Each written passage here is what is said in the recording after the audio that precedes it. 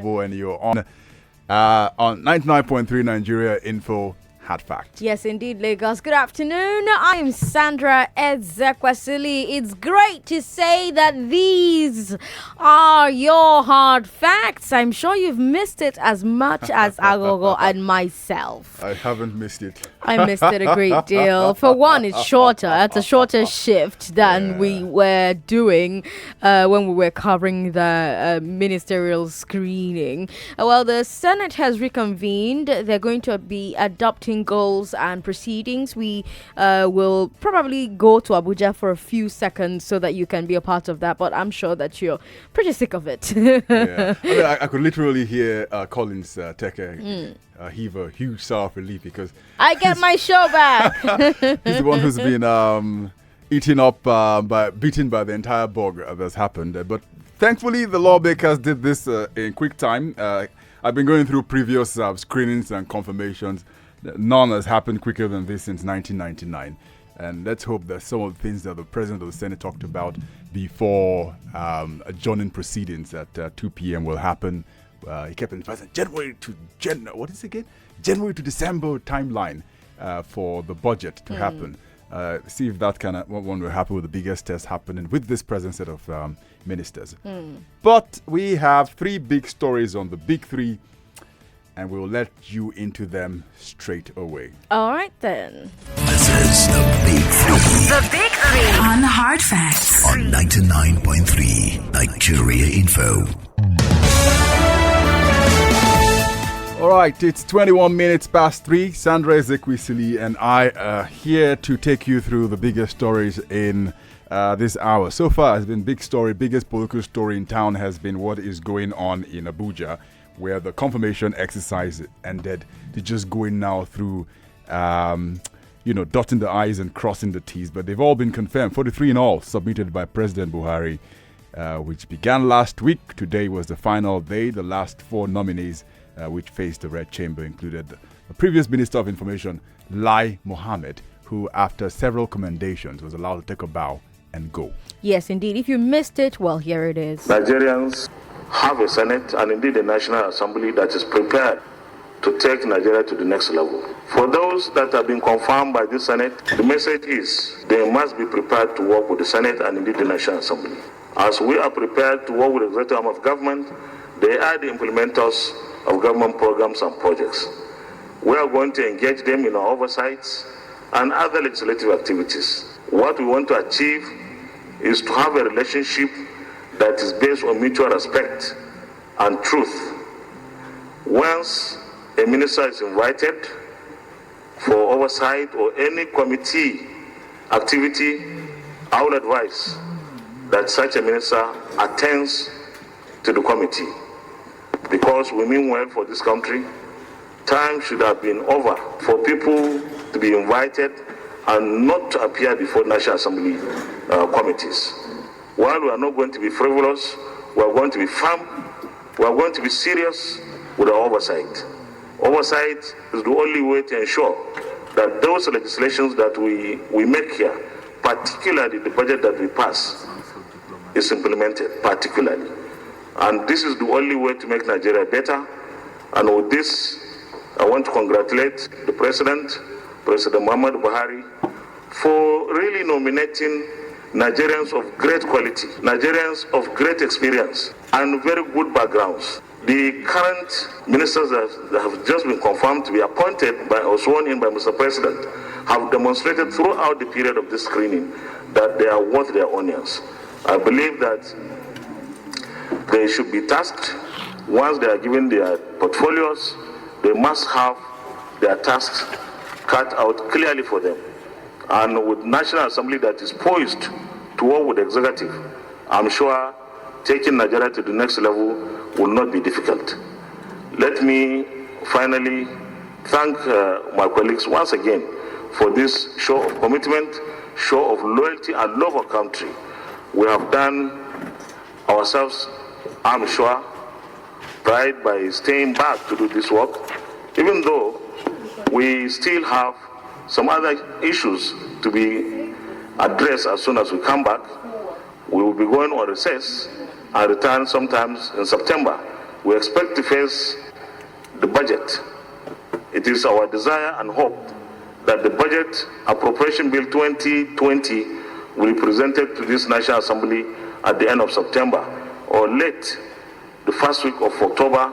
It is our determination and resolve that we are able to work on the budget, and before Christmas, we should be able to pass the budget, provided it is in the National Assembly at the end of September or the first week of October. It is doable, it is achievable, and we believe that Nigeria should return to January to December budget cycle. Let our economy have predictable parameters. At the moment, I think there's difficulty understanding what the Nigerian economy really is, because our budget implementation is in chaos, is in tatters, and I believe that we can, together with the executive, return it to that cycle that is predictable and good for business, both domestic and international. Ahmed Lawan, the Senate President, with very strong words as they wrapped the confirmation of the ministers of the Federal Republic of Nigeria. This confirmation exercise really stirred up a lot of conversation, a lot of debate. In the first 2 days, a lot of our callers were unhappy with the number of nominees that the Senate were allowing to bow and go without asking them any questions. And it's not the first time. And there's so much to unpack with what has happened in the past 2 days. And we're going to have a deeper conversation about what happened from day one up until today. A post-mortem, if you like, at 5 p.m. today. The senators said a lot of curious things. Remember that senator from Adamawa, Senator Oboh, who was supposed to be facing a disciplinary probe, telling Aghogho to take a bow and go. Why? Because Aghogho gave him money some years ago to run for chairman. So a lot of curious things were said on that floor. We'll take a look at those and so much more at 5 p.m. today. Yeah, absolutely. So the high points and the low points we'll look at during the Big Hat Fact. But we'll take a quick break and we'll come back and I'll tell you something about the prescription of the Islamic movement of Nigeria, as well as something going on with healthcare in Lagos State that you should not miss. So please stay with us. On the Big Three on 99.3 Nigeria Info.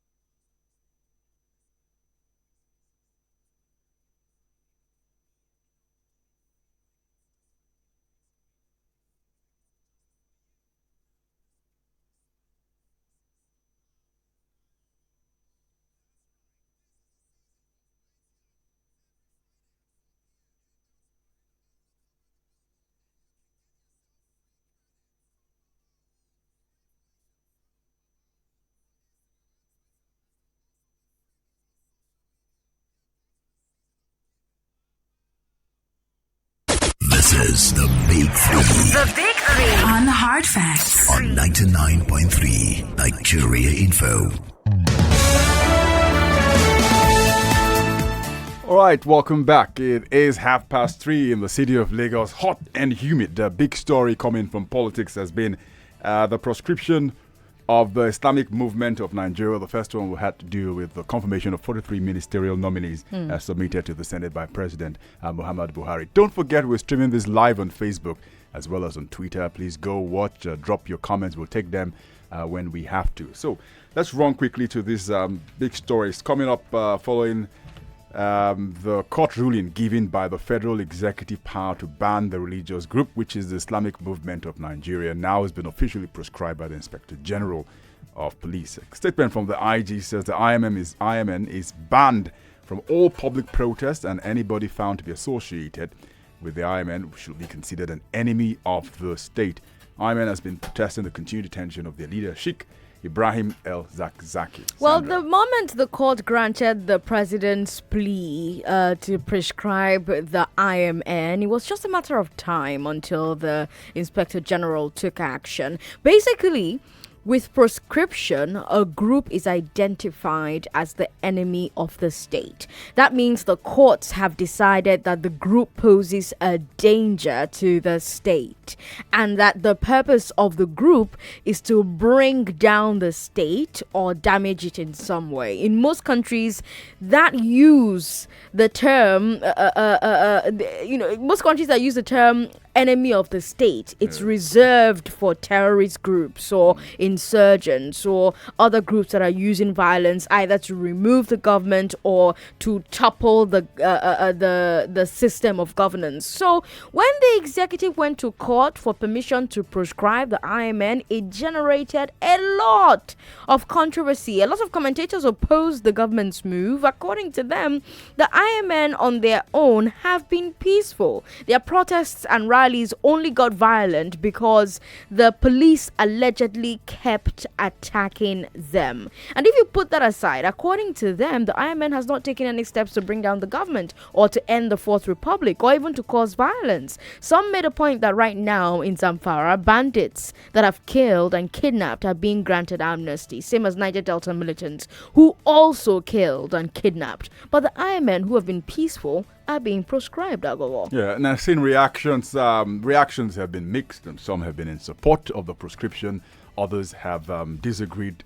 The strongest points I've seen with respect to how people have taken the story has been with groups saying that they fear that they could go underground and deploy tactics in line with some of the charges that they have been suspected of pursuing, which includes terrorism, which is just one. So the other one is also violent and subversive activity. So this is some of the concerns of groups have had. Whereas those who have accused them of who have been support the prescription have said that the groups who have kicked against the prescription are being hypocrites. When it did happen, for example, they used the IPOB. They did not kick against that one, so why should they kick against this one? So sort of reason I've seen online and offline with respect to what people have made of this one. But those concerns are genuine, and what sort of reactions the IMN will have in this one. And some of the questions we're going to be asking when we turn on the line will be, with the move to prescribe IMN, do you believe whether the group is harmful or dangerous, or whether you agree with the move, or whether you think the government has the right to prescribe groups, or do you think it violates rather freedom of association? Because here's the thing, Aghogho, you have those who are in support of government banning the group. They say that whether or not the group has become violent, it doesn't matter. The group is known to want to replace the Nigerian constitution with an Islamic theocratic system. So basically, they want the same thing as Boko Haram, an Islamic caliphate, just like Iran. In fact, the IMN was inspired by the 1979 Islamic revolution in Iran and is sponsored by the Iranian Supreme Islamic Council. This is the reason why the Iranian government is calling for the Nigerian government to hand over El-Zakzaki to them for medical treatment. He's a client of the Iranian government. So that brings in a second angle to the enemy of the state argument. The idea that this group is working for a foreign government. And the IMN case brings up a very, very thorny issue in law and security matters. Are intentions more important than actions? You have a group that before these last couple of riots have allegedly done nothing more dangerous than block roads. Remember that after the 2015 Zaria massacre, where the army killed hundreds of IMN members, the only reason that the government could give for the slaughter was that they stopped a general's motorcade and touched a general's chest. If at that point IBN had done anything dangerous or violent, government would have told us. So if a group has only touched a general's chest but have also said that they want to change the government, do we ignore what they say or do we stop them before they decide to act? All right, point questions you'll have answers to when we turn the lines on. But the last story for the big three, this has to do with healthcare in Lagos State, where the State Assembly is summoning the State Health Ministry to explain the alleged abandonment of the Cardio-Renal Center at Bagada General Hospital. House Speaker Mudashiru Basa gave the instruction after the acting chairman of the House Health Committee, Akim Shokunle, gave a report on his statewide tour of facilities. The report claimed that some of its equipment was obsolete.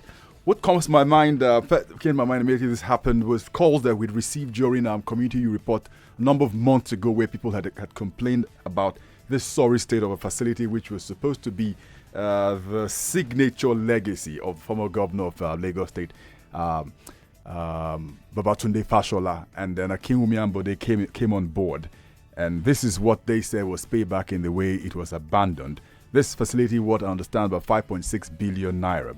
But there's the fear now that you could have all of that go to waste. But then questions will have to be asked of both governors, which will perhaps be the first time you'll have former governors in Lagos State answer questions. But how that will happen remains to be seen. First things first, I think most people are happy whenever the legislature decides to check the executive because, hey, it's their job. Huh? The money for setting up this cardio-renal center was voted by the House of Assembly. So they have a right to make sure that the Ministry of Health executed the project well and are also maintaining the place properly. It's alarming to hear that a specialist unit of that level, after barely 4 years, will be inactive.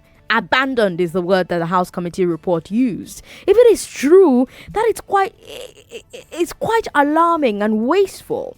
But I think we should all wait to see and hear what the Health Ministry has to say for itself, if and when it appears before the House. I say that because at all levels, we see a bit of executive disdain towards the legislature.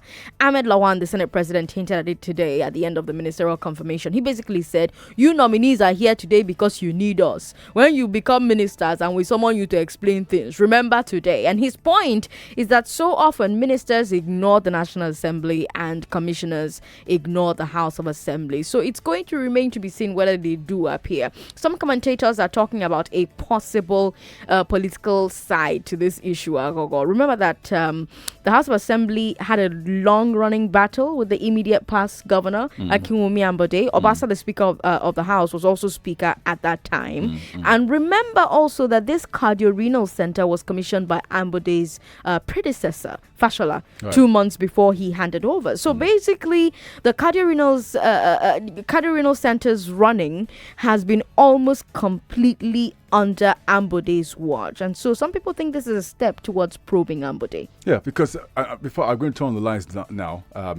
Because very importantly, this is the second time it's happening, transition from one administration to the other administration. When you had Akinwumi Ambode take over from Babatunde Fashola, there was so much talk. I remember very well the notorious website which went on for about, 100 million naira or a little less than 100 million naira. Did that just go off for showboating in what they were going to do about that? We never had the last of that one. The same with this one. But like you say, we'll see how this one plays out when the assembly reconvenes, and then everyone who is involved, we understand, with this will be invited. Our numbers are 012770993, 012771993, 012772993, and 012773993. Three big stories. The confirmation of 43 minister nominees has happened at the National Assembly in Abuja. Islamic Movement of Nigeria prescribed by the Inspector General of Police, and then the last story having to deal with Lagos State Cardio-Renal Center at Bagada, which has been abandoned, and they want now to investigate just exactly what happened. You can also send us a WhatsApp message, 080-959-75805, 080-959-75805. Let's talk to you now. Hello. Hello, good afternoon. Yes, thanks for calling us. This is Emmanuel. Emmanuel, turn your radio down. Go ahead. Okay. The one I wanted to say is that about this movement of IMN. The issue there is that this course is very, very funny to me. Are you with me? Yes, I'm with you. What I said is very, very funny is that how would they prescribe these people as terrorists when we have the Fulanis who are killing people? They didn't do anything about them. They focus on these people. To my knowledge, I think this thing is very, very deep. Because what I said is very, very deep. These people are Hausa. These Muslims, to me, they are Hausa. So what is going on that Nigeria are not getting things, our government are not getting this right. They see everything and say everything is being played as politics. How would they be? If a soldier can kill more than 100 people, the government did not. They said, bro, just touch someone else's chest. So now they went ahead and prescribed somebody as a group of people as terrorists. This country is very, very funny. Generally, it's very. Sometimes, if I'm outside of the country, sometimes I just imagine how me as a Nigerian will be feeling outside there. I even feel more secure outside than even being here in Nigeria. Let's talk to Chooks. Thank you for calling and sharing your thoughts. We have 5 minutes to take calls. Hello, Chooks. Thanks for calling us. Hello. That's quite unfortunate. If you can call us back, Chooks, please go ahead and call us back and call a different line. That line's not working very much. You can also send us a WhatsApp message. WhatsApp is 080-959-75805. 080-959-75805. Ezanochie Sonny Daniels on Facebook says, Federal government, Nigeria, APC granting amnesty to terrorists and clamping down on ordinary protesters. That this government did the same thing to IPOB does not justify this nonsense prescription on IMN. It's laughable. Bandits are being compensated in Zamfara. We've not seen the worst of this government. Meanwhile, we are advised to be praying for the herdsmen. All right. Thank you for sending your message, Ezanochie Sonny Daniels. You too can send your message on Facebook, Nigeria Info FM. Sandewa is in Akute. Hello, Sandewa. Yes, good afternoon. Good afternoon. Thanks for calling. Go ahead. I would like to speak about the Zagzaki issue. Go ahead.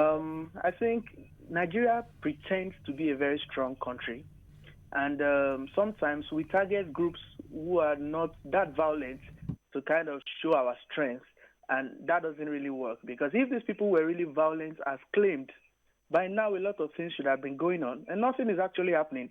Same with IPOB. When IPOB was proscribed, nothing really happened. The guys who are really doing the bad things are out there still doing the bad things. You know, the guys who are out there killing people are still killing people. The Boko Haram guys who are busy doing their thing are still doing their thing. So why are we pretending in this country? I don't really understand it. Sometimes it's funny because you pretend as if you're strong, and the people who you are trying to say you are protecting are still being victimized. Look at Lagos Ibadan Expressway. Just that very important road. We are hearing of kidnappings there. Until it happens to somebody big, the government does nothing about it. All right, Sandewa. Until it happens to someone big, the government does nothing. Thank you for calling us. Let's talk to Michael really quickly. Hello, Michael. Thank you for calling. Michael. Oh, unfortunately, Michael is calling the line that isn't working. So if you can call us back, go ahead. Hello. Hello. Yes. What's your name? My name is Victor, calling from Mushin. Victor, share your thoughts. Go ahead. About the IMN. I don't think the president knows what he's doing, honestly. Because all I heard of the inside stories, the Saudi Arabians are supporting the Boko Haram. Why the Irans are supporting the Shiite members? So technically, the Saudi Arabians are the ones imposing all these threat and telling president to... Well, that's a rumor you heard, and it's a rumor that cannot be substantiated, but thanks for sharing it on the show. Hello, Gucci. Thanks for calling. Thank you very much, Sandra. Good afternoon. Good afternoon. Good afternoon. Yeah, it's just too sad that we are only hearing one side of the story. And to a great extent, sorry to say, but you journalists, our brothers in journalism profession, you're not being fair to us. In the sense that you're supposed to go behind the scene and interview these people. let us know. It is Sorry to interrupt you, but we have done that over and over again. I think every time we've had conversations on Morning Crossfire or Hard Facts, we have somebody from the IMN. have spoken. I have been following. But it is only one side of the story that we are hearing. Okay, so whose side of the story should we hear? We should equally hear the people to concern. The that's what we're saying. So we've spoken to IMN several times on Hard Facts on Morning Crossfire. In fact, it's on our Facebook. If you go on Facebook, you actually watch it happen on Facebook. We've also spoken to the military side, so it's pretty balanced.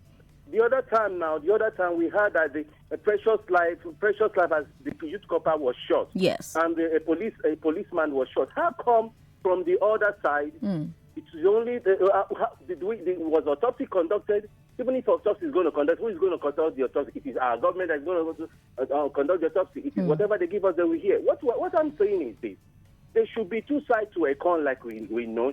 We are not hearing from these people. No, we actually are, Gucci. We are, Gucci. Thank you for calling and sharing your thoughts. I have to let you go because we are out of time, and we have Forex traders who want to tell you how you can benefit from Forex trading. Don't forget that at 5, we're going to have a postmortem. You will be our guest at 5 p.m. and together we'll postmortem the screening process of Nigeria's ministers. But right now, Rally Academy.